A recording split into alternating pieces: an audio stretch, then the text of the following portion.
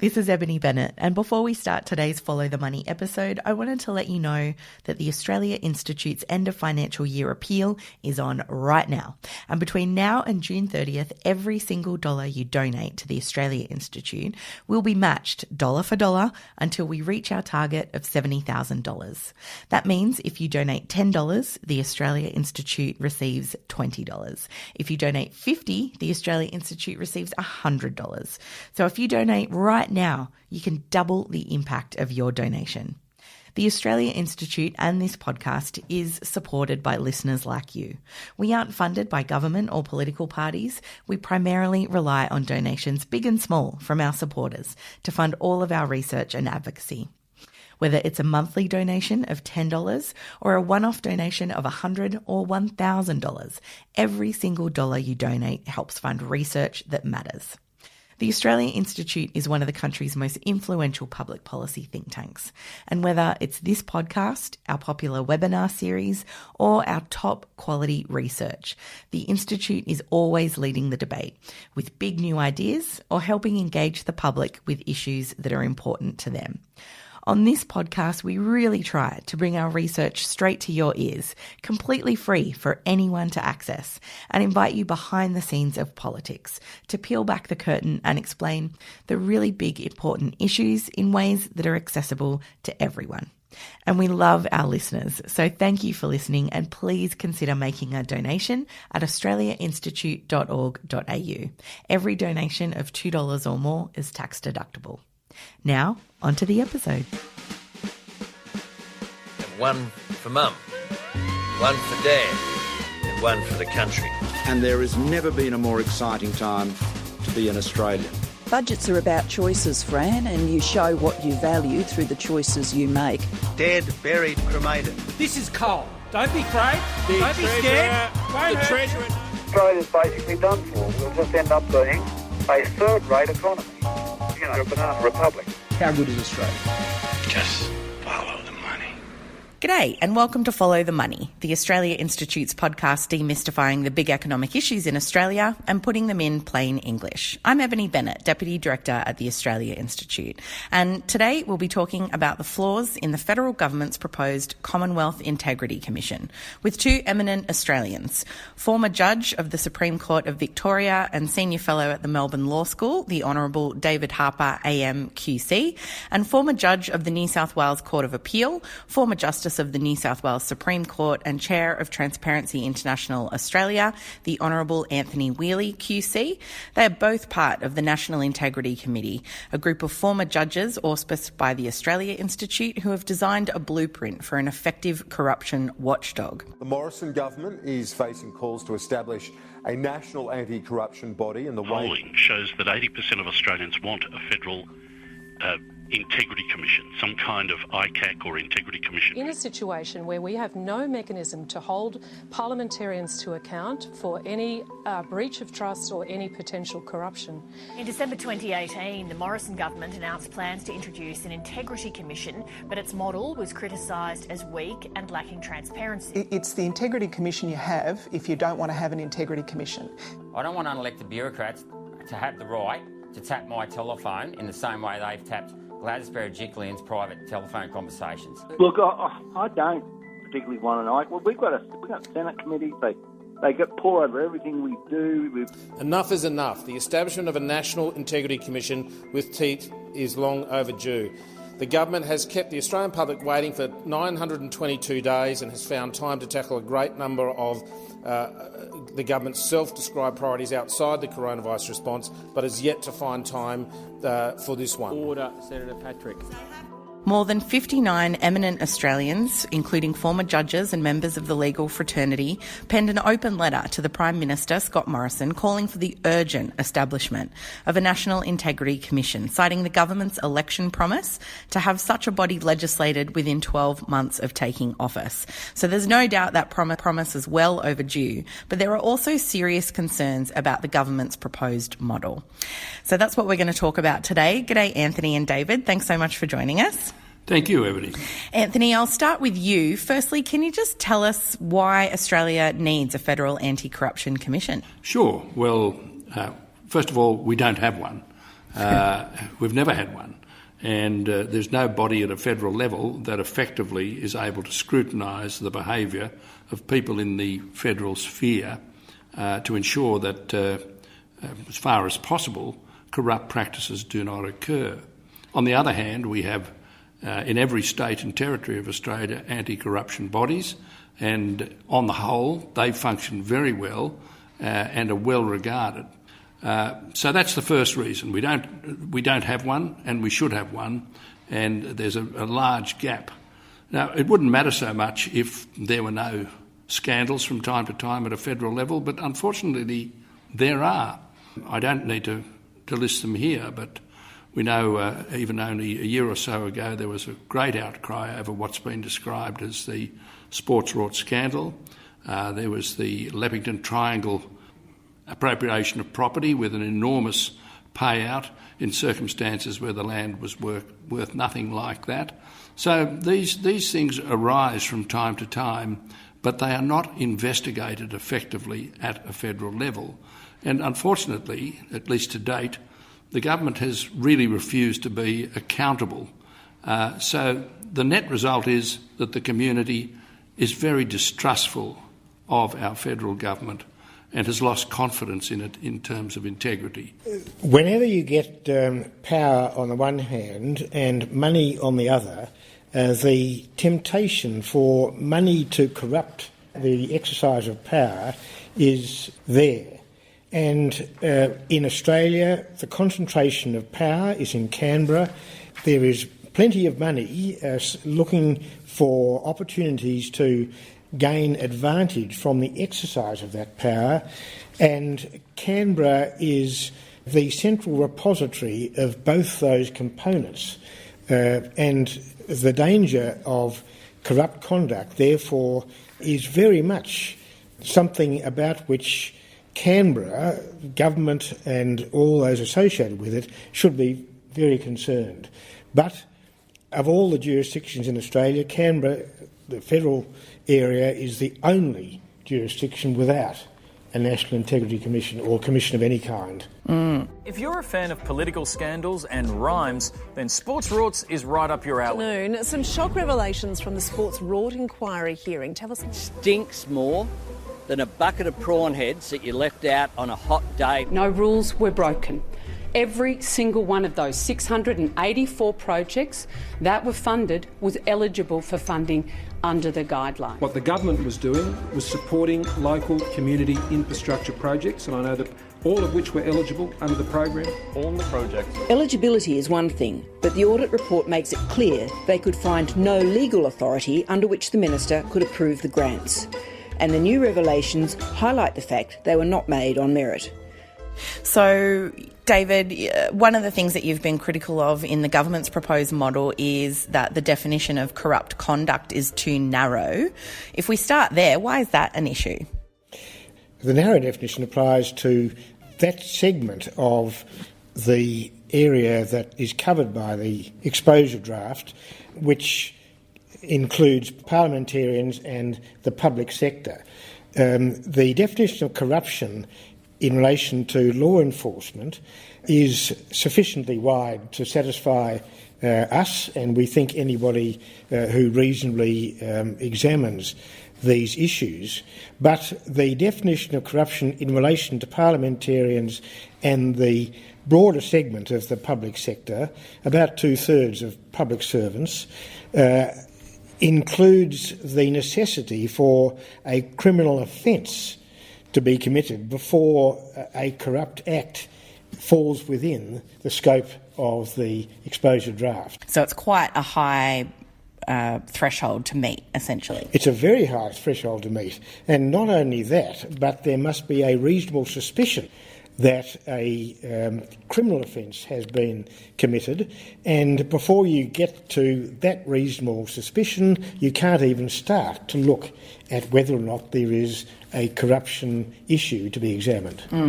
Anthony, coming back to you now, what are some of the other flaws with the government's proposed model that you've been concerned with?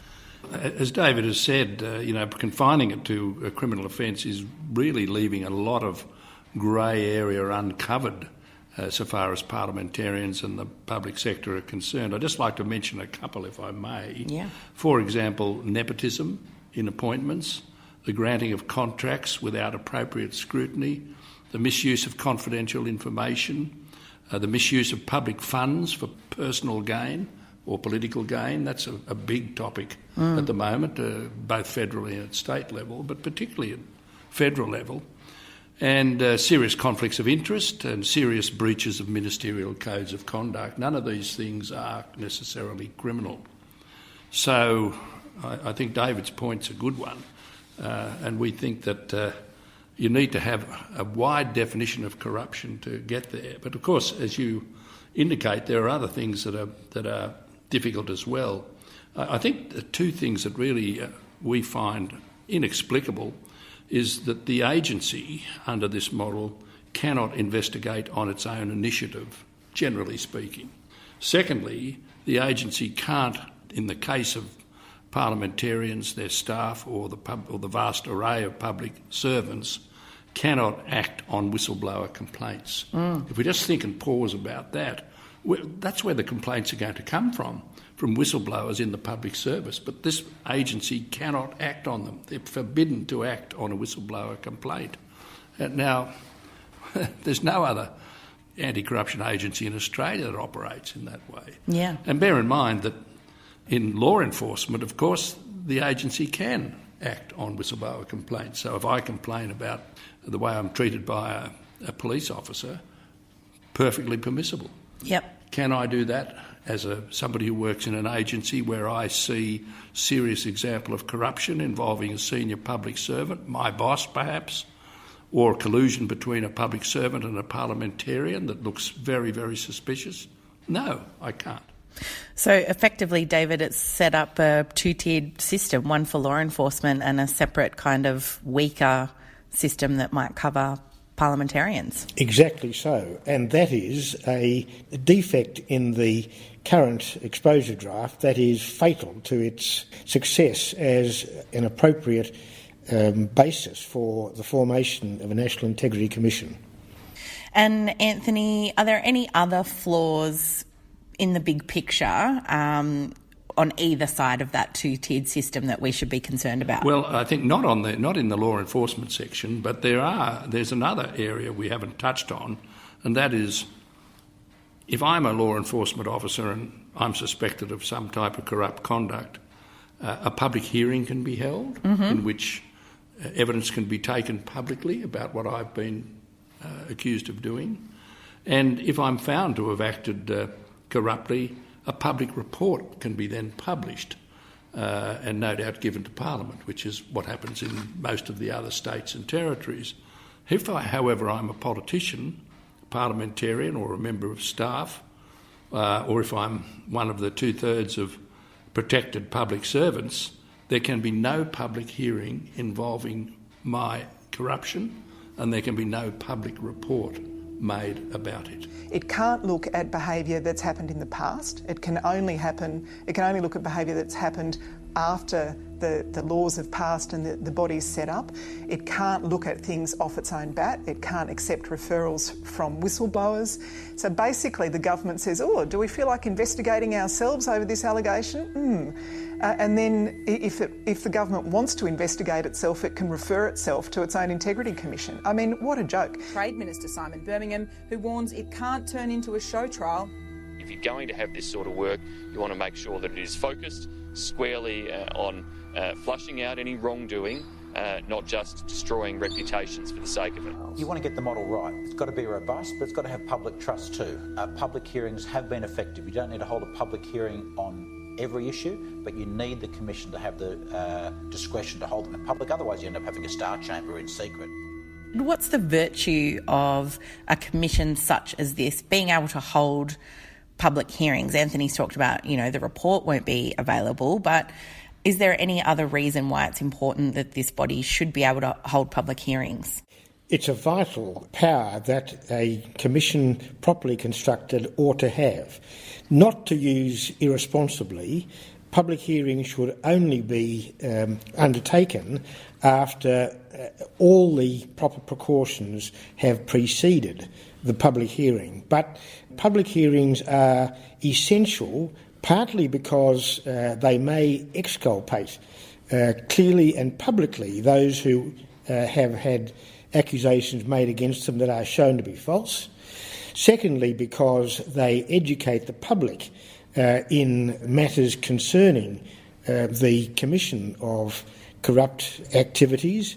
And thirdly, because without the capacity to conduct public hearings, you won't be able to tap into those portions of the public, those members of the public who may know something about the issue under investigation, but who haven't come forward because there's been no entity, no capacity to bring what they know to the attention of the authorities. With a public hearing, the word will get out. And, for example, in Victoria, a public hearing into corruption in the Education Department produced a wealth of very important evidence which would not have been brought to ICAC without the public hearing. Yeah, ICAC being Victoria's Anti-Corruption Commission.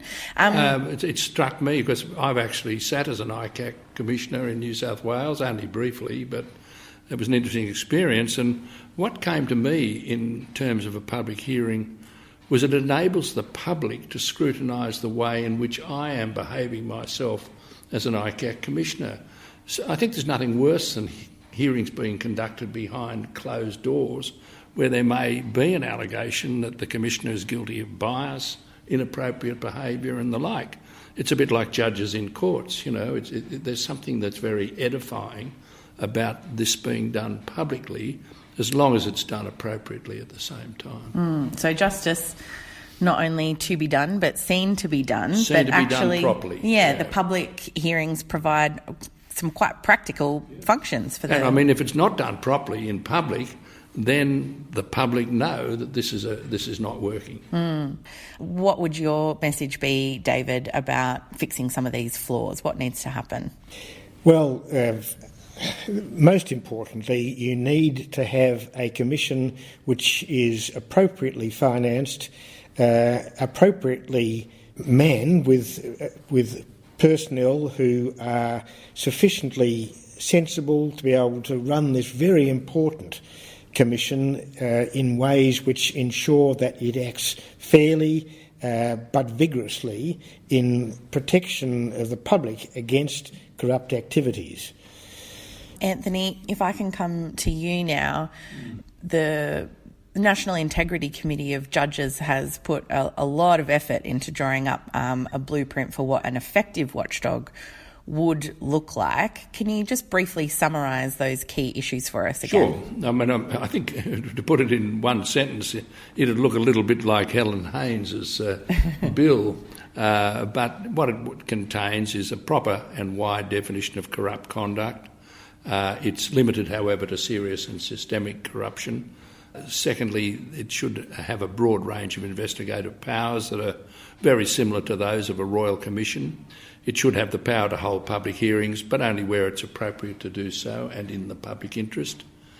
It should have a commissioner and 2 deputy commissioners who have the proper qualifications, and it should be empowered to make findings of facts, or perhaps in some cases to make a decision as to whether there has been any corrupt conduct, or perhaps that, more importantly, there's been no corrupt conduct. And there needs to be proper oversight in the form of parliamentary oversight and also appellate administrative intervention if errors of law are made.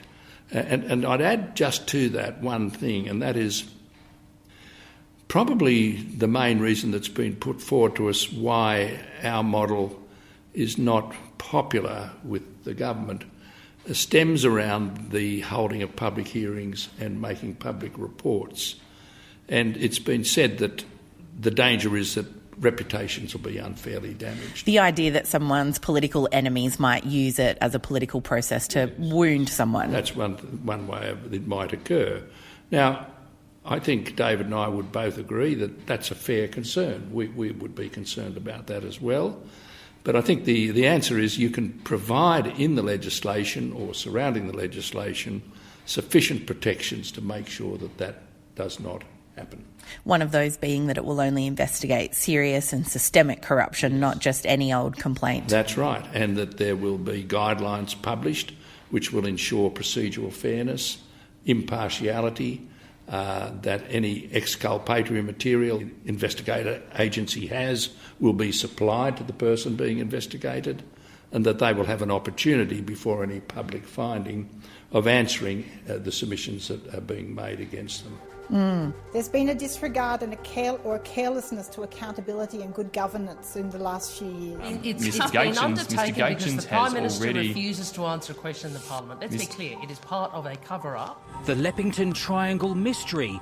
How could this dairy farm in Sydney's west be worth so much? There has been an audit into this system. It has been scathing of the process that's been in place, saying that there have been incredible failings. Did you mislead the House of Representatives when you said that no authorisation was provided by you? And why did your office do that if you had no role in authorising them? It's good to see that the Canberra Press Gallery is back to politics as usual with Parliament coming back. Yeah, thank you. I've answered your question. I said no. So I guess I want to come back to the issue that in part, there's obviously gaps in the integrity system that we've got federally, but also over many years we've seen that the public really has lost a lot of faith in our democratic institutions, and partly that's the perception, or otherwise, I guess, that there is corruption in politics. We know it exists at the state level. This is an attempt to address it at the federal level, but how much do you think this will go, David, towards helping to restore that kind of public trust in our institutions?